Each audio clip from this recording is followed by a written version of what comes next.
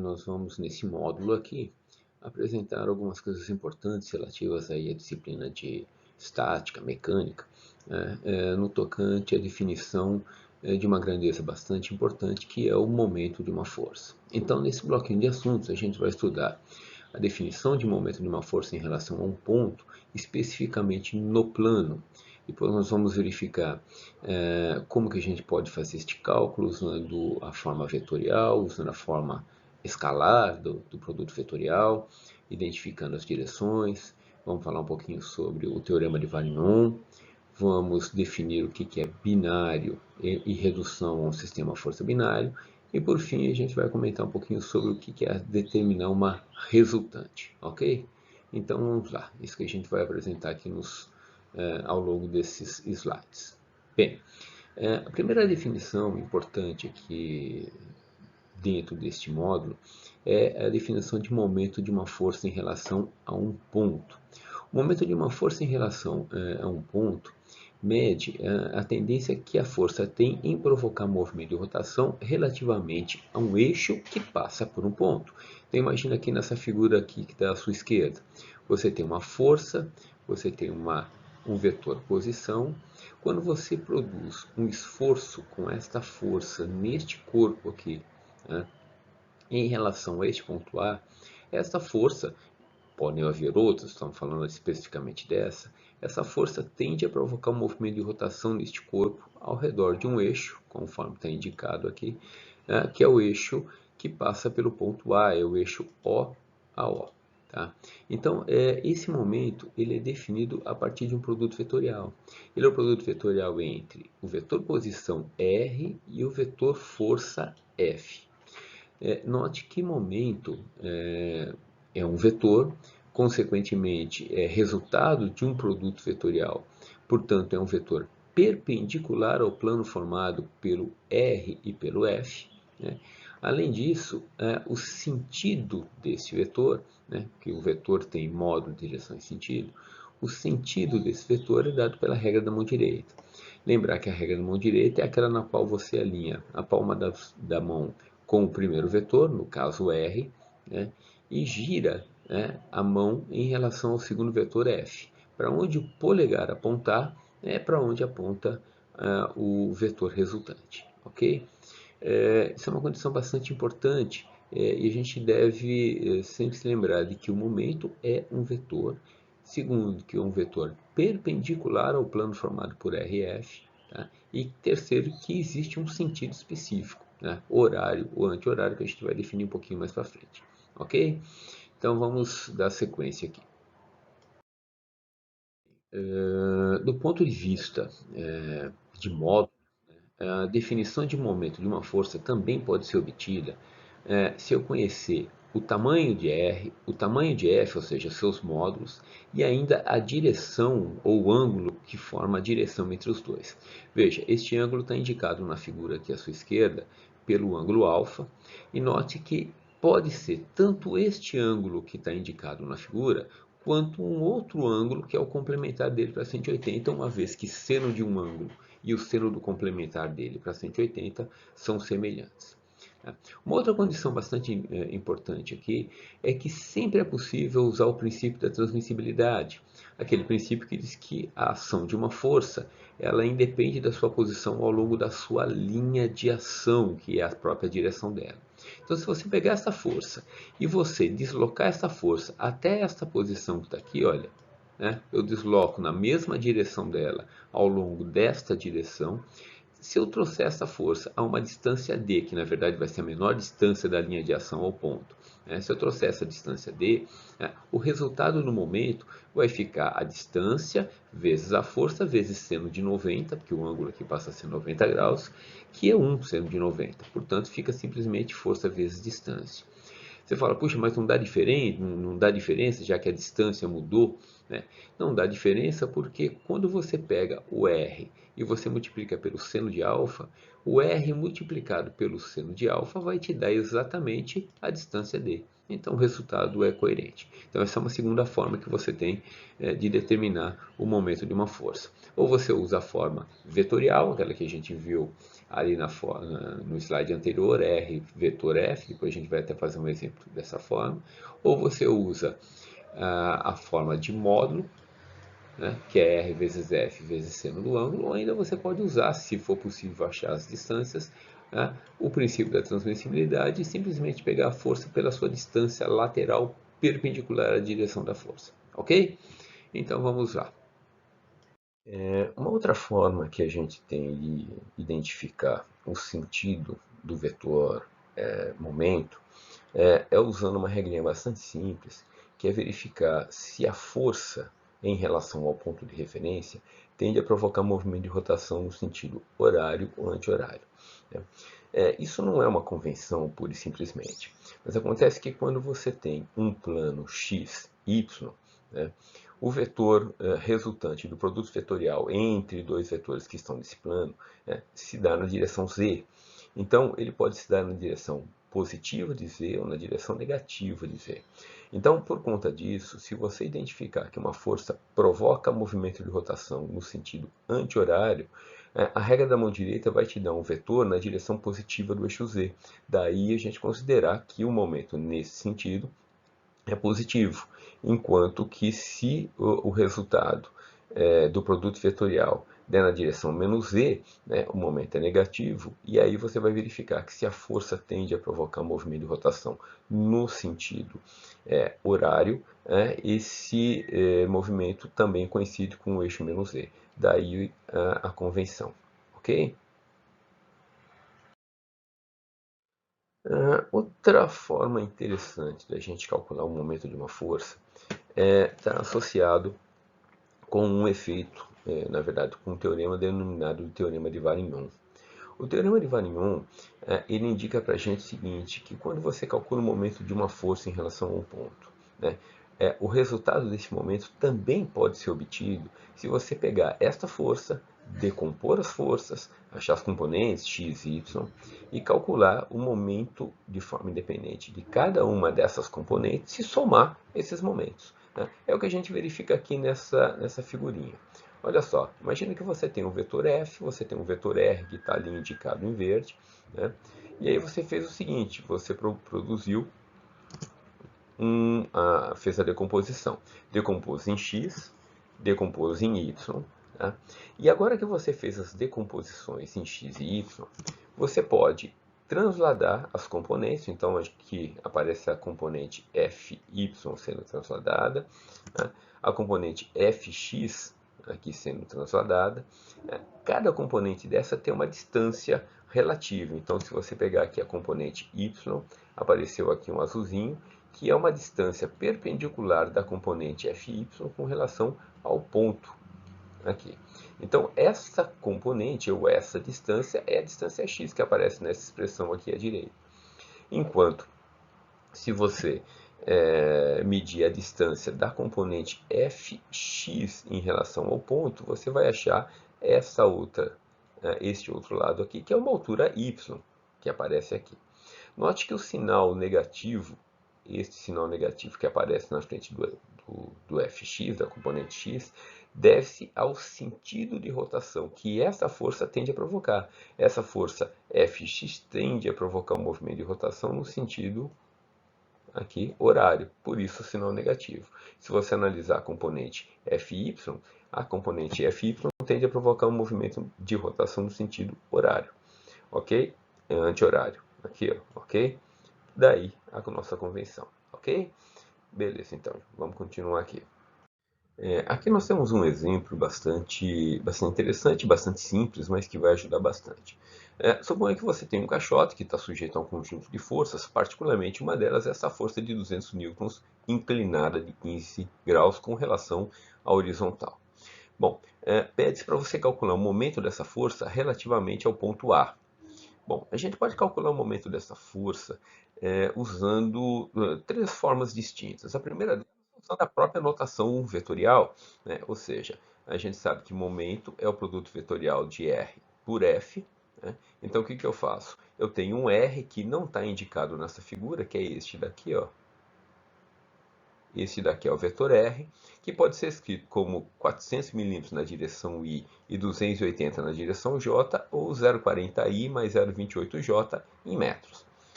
A força de 200 newtons ela foi dada em módulo, né? Se você quiser usar a notação vetorial para calcular o momento, vai ser necessário decompor essa força.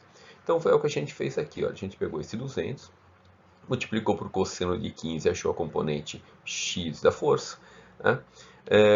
Note que essa componente está no sentido decrescente do eixo x, por isso esse sinal negativo aqui. E a componente y é 200 vezes o seno de 15, e ela vai ser positiva porque o sentido do vetor da componente coincide com o sentido positivo do eixo y. Bom, se a gente fizer uma limpeza aqui e fizer os cálculos, a gente vai achar que o vetor f pode ser escrito como 193,2 na direção menos i, mais 51,8 na direção j. Inserindo isso na matriz, que é a forma que a gente tem de determinar o produto vetorial entre dois vetores, lembre-se do seguinte: primeira linha I, J e K, segunda linha sempre as componentes do primeiro vetor que está sendo operado, neste caso aqui, olha, o R, e na terceira linha a componente do vetor F. Então, estou aqui.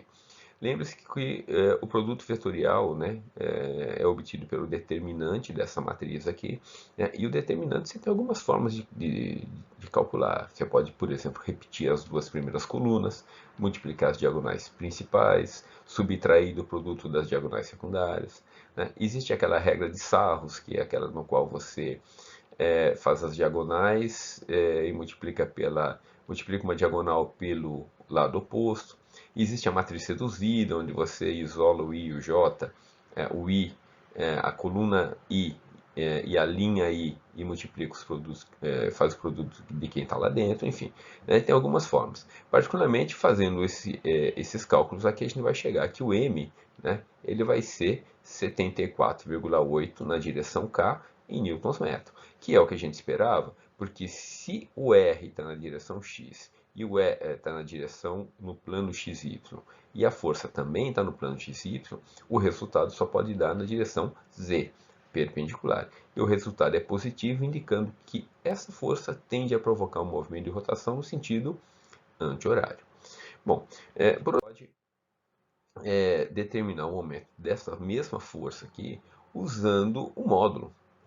Lembre que o módulo ele é obtido como sendo a força vezes a distância vezes o seno do ângulo formado entre o R e o F, que não é 15, né? Veja que eu frisei aqui que não é 15 graus. Então eu tenho um R, que é este daqui, olha, desenhar novamente. Eu tenho o F e eu preciso determinar este ângulo que está aqui, que é o ângulo entre os dois. Então a primeira coisa que eu fiz foi calcular o tamanho de R, calcular o módulo de R. Como eu tinha as componentes, o R é a diagonal. Então eu peguei 0,40, elevei ao quadrado, peguei o 0,28, elevei ao quadrado, tirei a raiz, achei o módulo de R, que dá 0,488. É justamente a distância dessa diagonal que está aqui. Bom, fora isso, vai ser necessário que a gente determine a inclinação desse eixo. Então, a inclinação desse vetor em relação a este eixo pode ser dada pelo arco tangente deste triângulo aqui. Olha, se você pegar o cateto oposto, dividir pelo cateto adjacente, você vai achar a tangente deste ângulo. Tira o arco tangente, você descobre quanto que ele vale. Lembrando que este ângulo aqui de baixo é igual ao ângulo daqui de cima, este que está aqui, então você pode determinar esse valor, que dá os 35 graus, soma com os 15 que está aqui e descobre quanto que vale o ângulo total entre o vetor F e o vetor R que está aqui embaixo. Insere esses dados na equação, então você tem o M, que vai ser R vezes F vezes seno do ângulo, e vai achar exatamente 74,8 graus que a gente determinou ali. Bom, fora isso, você ainda pode utilizar o teorema de Varignon. O teorema de Varignon diz o seguinte, diz que você pode pegar esta força, achar as componentes, determinar o momento das componentes, que o momento das componentes vai te dar exatamente a soma dos momentos das componentes vai te dar exatamente o momento da força. Então, olha só, nos slides anteriores ali a gente já havia decomposto a força. A gente achou uma componente y, uma componente x. A componente y, se eu usar o princípio da transmissibilidade, eu posso transmitir ela aqui para baixo. Ó. Enquanto que a componente x, usando o princípio da transmissibilidade, eu posso transladar ela para essa posição aqui. Tá? Se eu pegar cada componente e multiplicar pela respectiva distância perpendicular a ela, então você vai pegar a componente y, tá?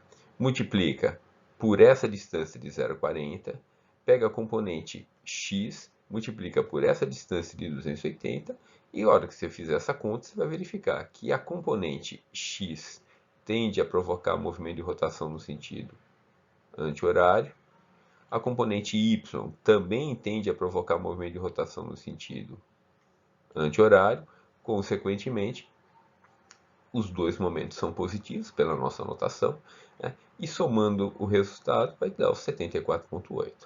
Ou seja, é assim, você tem várias formas de determinar o momento de uma força. Né? Em algumas situações fica mais fácil determinar o momento usando a matriz, por exemplo, no espaço. Em outras situações fica mais fácil determinar o momento, porque eu já tenho a distância, já tenho o ângulo formado entre a distância e a força. Em outras situações, que na verdade é a mais comum que aparece, a gente faz a decomposição da força, desloca essa força lateralmente e multiplica pela distância para que a gente consiga achar também o momento usando aí o teorema de Van Neumann. Então é importante que você fixe as três formas. Né? Você utilizando as nossas referências bibliográficas, existem centenas de problemas nos quais você consegue fazer isso com facilidade, né? E comparar o resultado no final.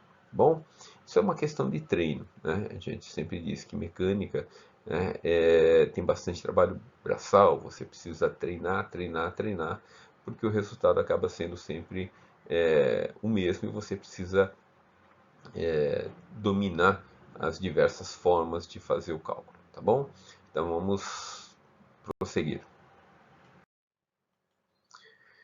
Bom, uma outra figura que nós temos importante quando falamos do momento de uma força é o que a gente denomina de binário. Né? Binário ou conjugado é a ação de duas forças iguais, né, paralelas entre si e de sentidos contrários. Né? Obviamente, se você imaginar uma situação como essa, você vai perceber que duas forças iguais paralelas em sentidos contrários vai provocar um movimento de rotação, ou seja, vai produzir um momento entre essas duas forças. Então, isso está ilustrado nessa figura aqui à sua esquerda. Né? Imagina que você tem uma força menos F, uma força mais F, iguais, paralelas entre si, distanciadas de D, né? E você eventualmente quer determinar ali qual que é, por exemplo, o momento dessas forças em relação a um ponto de referência que é o ponto O. Então, a forma normal, né, a regrinha diz para a gente que se você pegar um vetor que vai de O até essa força menos F, que está sendo chamada aqui de RB, um outro vetor que vai de O até essa força mais F, que a gente está denominando essa distância de RA, né, e você fizer a soma dos momentos, você vai verificar que a soma dos momentos vai te resultar nessa expressão aqui de cima. E momento é igual a R vetor F. Aí você fala, puxa, não mudou nada, né, porque a expressão deu exatamente a mesma. Ocorre o seguinte, ocorre que conceitualmente existe uma diferença aqui, que é o fato de que, primeiro, o menos F e o mais F, né, são duas forças iguais de sentidos contrários, mas veja que na expressão só aparece uma delas. E outra coisa importante aqui é o fato de que o R ele não começa no ponto O, ele começa de uma força e termina na outra.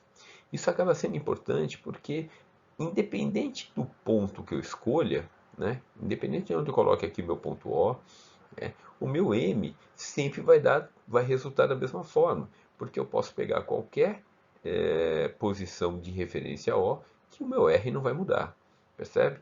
Então essa é a grande diferença. Né? O momento de um binário, você utiliza uma das forças, porém o R começa na outra, ok?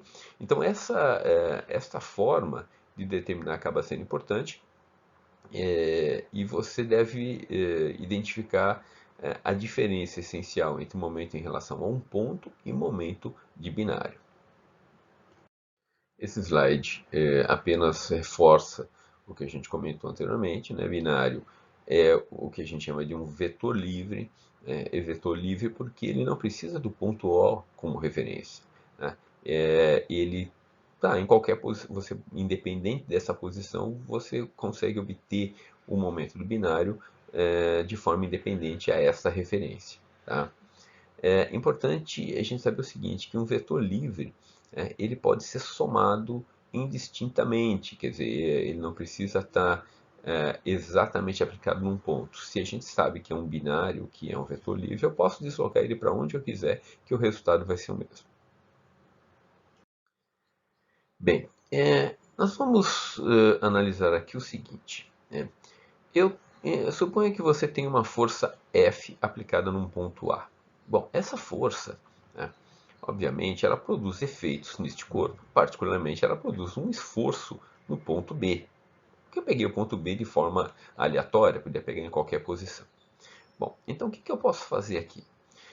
Pense na seguinte situação. Se você tem um ponto, o B, se eu pegar, aplicar uma força F no ponto B e uma força menos F no ponto B, a soma dessas duas forças é nula e, consequentemente, nada muda. Mais F com menos F dá zero, sobra somente a força que está aplicada no ponto A. Ocorre o seguinte, ocorre que quando eu identifico isso, se você verificar aqui e fizer uma análise comparando com o conceito de binário, você consegue perceber o seguinte, que este F com este menos F aqui, olha, formam aqui, olha, um binário. De tal forma que eu posso identificar esta primeira figura aqui como sendo uma força F, que é aquela que sobrou aqui, olha, mais o momento do binário produzido por este menos F mais F.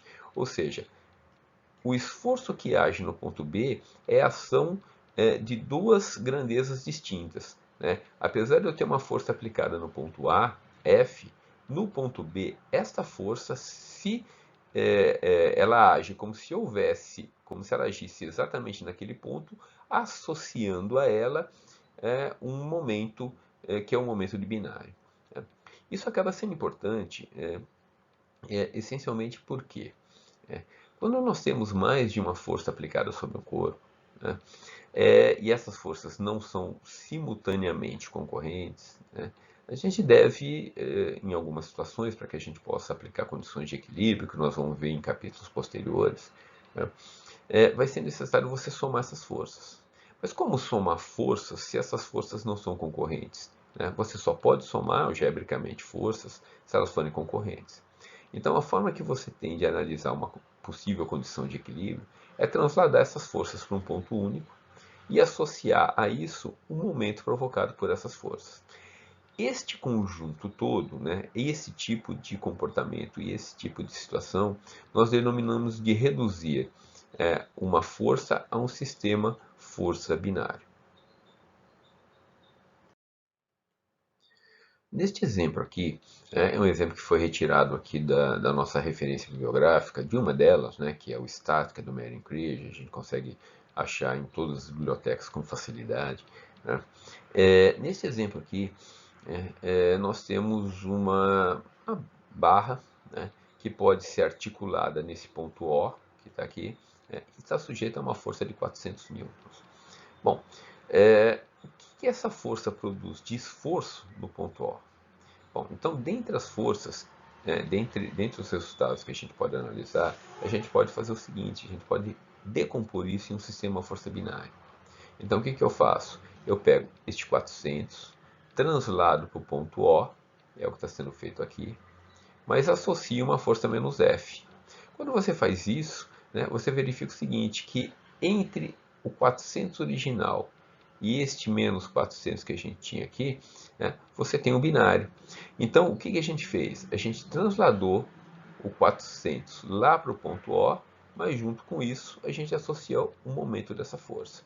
Numericamente, a gente está dizendo o seguinte, a gente está dizendo que no ponto O, o esforço sentido, né, pelo corpo, né, devido a essa força de 400 newtons, né, é exatamente 400 newtons, na mesma direção e sentido que o anterior, associado a um momento, que é o momento dessa força relativamente àquele ponto.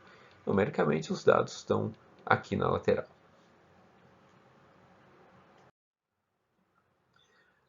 Vamos considerar este exemplo aqui. Neste problema aqui, é um problema também que envolve a redução a um sistema força binário. Nesse problema, a gente tem aqui um conjunto de forças. Olha, eu tenho 40 newtons, 60 newtons, 50 newtons, 80 newtons. Né? Este conjunto de forças que está aqui, né, ele pode ser somado somente se a gente tiver um ponto de referência. Então, na prática, né, reduzir a um sistema força binário, né, significa somar esses vetores todos e representá-lo no ponto de referência, que é o ponto O. Então, para que eu possa fazer essa soma, como que eu posso proceder? Primeiro, eu pego cada vetor desse, o de 40, 60, 50, 80, e faço a decomposição desses vetores. Escrevo esses vetores como se fossem vetores a partir das suas componentes. Então, alguns são escritos diretamente. Por exemplo, o 40 pode ser escrito como 40i. Né? Este 50 pode ser escrito como 50j. Este 60 newtons que está aqui pode ser escrito como menos 60 cosseno de 45i mais 60 seno de 45j. E o 80 que está aqui do lado, aqui embaixo, ele pode ser escrito como 80 cosseno de 30 na direção i mais 80 seno de 30 na direção j. Quando eu reparto esses vetores, faço as 4 decomposições, eu posso somar componente por componente. Tá? Quando você soma componente por componente, né, a soma dessas componentes todas vai me dar um vetor, que tem um pedacinho i e um pedacinho j. Né? Se eu tirar o módulo, né, pego a primeira componente ao quadrado, mais a segunda ao quadrado e tiro a raiz, né, o resultado vai me dar estes 148,3 que está aqui. Além disso, se você pegar a componente y, tá, e dividir pela componente x, e ir lá na calculadora calcular a tangente menos 1 ou o arco tangente, você vai achar esses 63,2 graus, indicando a inclinação da resultante de força. Veja, eu só posso fazer isso se de forma paralela eu calcular o momento de todas essas forças relativamente ao ponto O, que equivale a criar um binário para cada uma delas e calcular o momento desses binários. Então, se você pegar, por exemplo, a força de 40 newtons, veja, essa força ela está alinhada com o ponto O. Se eu calcular o momento dessa força relativo ao ponto O, o momento vai dar zero, porque se ela está alinhada, o ângulo é zero entre R e F, e seno de zero é zero. Se você pegar este 80 que está aqui, né, os 80 também estão aplicados no próprio ponto. Né? Se eu calcular o momento de uma força em relação ao próprio ponto onde ele está aplicado, o momento vai ser zero porque não tem distância, ele não vai provocar movimento de rotação.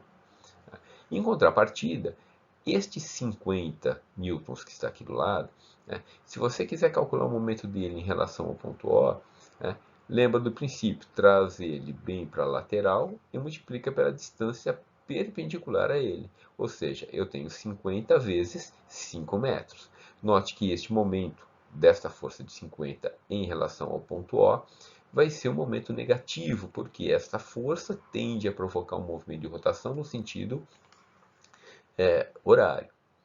Essa força de 60 newtons, lembra que a gente decompôs essa força. Essa força tem uma componente y, uma componente x. Né?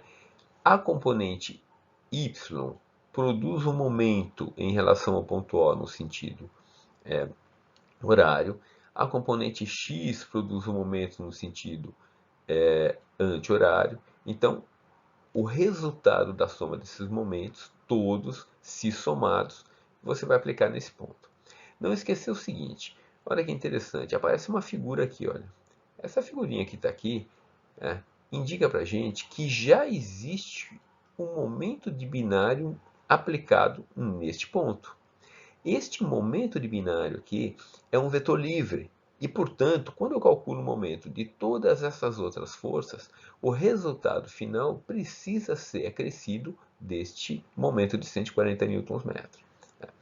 Sugiro que você faça essas contas de forma independente, né, que você vai verificar que o resultado vai te dar os 237 Nm no sentido horário. Ou seja, quando você faz todas essas contas que estão aqui, né, a soma dos momentos usando a regra de sentido horário, momento negativo, anti-horário, momento positivo, se você fizer essa soma toda, o resultado vai ser negativo em 237,0 Nm. Para finalizar aqui o nosso bloco de assuntos, a gente vai falar do que significa uma resultante. Né? Uma resultante, né, é a determinação da resultante de forças que a gente obteve ali anteriormente no sistema, na decomposição de uma força em um sistema força binário, porém identificar em que lugar ela poderia ser aplicada no corpo para provocar exatamente o mesmo efeito que o conjunto total de forças produziu. Tá? Veja o mesmo exemplo aqui. Ó. Nós tínhamos a primeira configuração com o conjunto de forças em momento aplicado. Né? Eu reduzi isso a um sistema força binário. Né? Identifiquei que existe uma força de 148,3 newtons, né? Que é o resultado da soma de todas essas forças que estão aqui, e mais um momento de 237 newtons-metro, que é o resultado da soma dos momentos de todas as forças anteriores. Bom, isso que está aqui, olha, é o que a gente chama de decompor em um sistema força binário. Agora o que eu quero saber é o seguinte, esta força de 148,3, aonde que ela poderia estar localizada para que produzisse o mesmo efeito se eu quisesse substituir todo o anterior por uma força só? Pois bem, então neste caso, lembre o seguinte, você sabe que o momento é força vezes distância. Então, se eu pegar esse 148,3 e multiplicar por uma distância hipotética d qualquer, eu sei que o resultado desta força de 148 vezes essa distância d, que eu não sei quanto que vale, tem que resultar nos 237. Então, se você pegar os 237 e dividir por 148, isolar na expressão, você vai achar uma distância de 1,6 metros. Ou seja, aqui, onde está indicado esse ponto A, aqui, olha, você tem a força de 148, que vezes 1,6 produz exatamente o mesmo efeito de decomposição e redução do sistema força binário, porém substituindo todas aquelas forças por uma só. Tá? A decomposição em um sistema força binário vai ser bastante útil nos capítulos que envolvem equilíbrio de forças. A gente vai acabar fazendo essa decomposição, essa redução do sistema força binário de forma direta, sem ficar pensando muito se é um sistema força binário ou não. Mas é importante que a gente esteja, digamos, calçado com o conteúdo teórico importante para que isso aí possa ser efetuado.